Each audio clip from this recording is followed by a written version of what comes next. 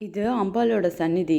தரையெல்லாம் எவ்வளோ பளபளன்னு இருக்கு பாருங்களேன். நல்லா வந்து அந்த மார்பிள்ஸ் வந்து சூப்பரா போட்டிருக்காங்க. அது பிளாக்ல இது இந்த மார்பிள்ஸா இல்ல டைல்ஸ் தான் ஒட்டியிருக்காங்களான்னு தெரியல. தூணு அவ்வளோ தூணு. கோபுரம் பாருங்களேன். அம்பாளோட வாசல்ல இருந்து பார்க்கும்போது அவ்வளோ அழகா இருந்தது அந்த கோபுரம். நந்தி, அம்பாளுக்கோட கோபுரம், அப்புறம் வந்து கொல்லை பக்கம் உள்ள ராஜகோபுரம். அந்த 2 கோபுரமும் சைடா தெரிஞ்சதுனால, அந்த இடம் வந்து அப்படி கிராஸா 2 கோபுரம் அழகா தெரிஞ்சது. அதுவும் பெயிண்டிங்லாம் அப்படியே இருக்கிறதுனால, காஸ்ட்லியான பெயிண்டிங்கா இருக்கும்னு நினைக்கிறேன். பெயிண்டிங்லாம் அப்படியே இருக்கிறதுனால ரொம்ப அழகா தெரிஞ்சது. இங்க பாருங்களேன். விசாலாட்சி, காசி விசாலாட்சி மாரியே கரும்போட உட்காந்துருக்காங்க. அவ்வளோ அழகா இருந்தது. செம்மையா இருக்கு பாருங்களேன். இதுதான் அம்பாளோட ஸ்ட்ரெயிட் வியூ. அதாவது சுற்றி வர இடத்துல இங்கேருந்து அம்பாளுக்குள்ளே நுழையிற மாதிரி. ஆனால் சிவனுக்குள்ளே இருந்து நுழையிறது இருக்குது. அந்த கிரில் கேட்டுக்கு உள்ள பக்கம் சிவனுக்குள்ளே இருந்து நுழையிற இடம் இருக்குது. சிவனுக்கு போகிற வழியிலேயே அந்த லெஃப்ட்டில் நான் சொன்னேன்னே, அந்த இடத்துலேருந்து வந்தால் அவருக்குள்ளே அம்பாளுக்குள்ளே வந்துடும். இது வந்து அம்பாளோட மெயின் வாசல்.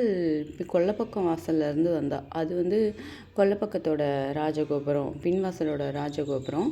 இந்த ஸ்தல விருட்சத்துக்கு ஏதோ சொன்னாங்க. 2 பனைமரம் இருக்குல்ல, அந்த 3 பனைமரம், 3 பனைமரமும் இன்னொரு இது.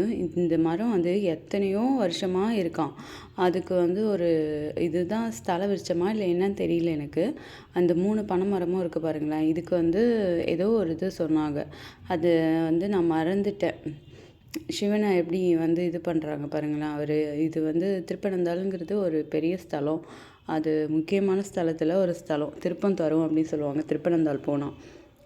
இது வந்து இவர் தான் வந்து பிள்ளையார், ஃபஸ்ட்டு கும்பிட்ற பிள்ளையாருன்னு நினைக்கிறேன். இவரை நாங்கள் கடைசியாக தான் பார்த்தோம். சுற்றி வர இடத்துல இருந்தார். அதனால் வந்து நாங்கள் ஃபஸ்ட்டு உள்ளே போயிட்டோம் சிவனுக்குள்ளே. அதனால் இங்கெல்லாம் வரலை. இதுதான் சுற்றி வந்து பார்த்துட்டு அதுக்கப்புறம் உள்ளே வர்றது போல். இன்னும் எவ்வளோ வந்து கொகை மாதிரி குண்டு குண்டாக வச்சு விட்டுருக்காங்க பாருங்களேன். அழகாக இருக்குது.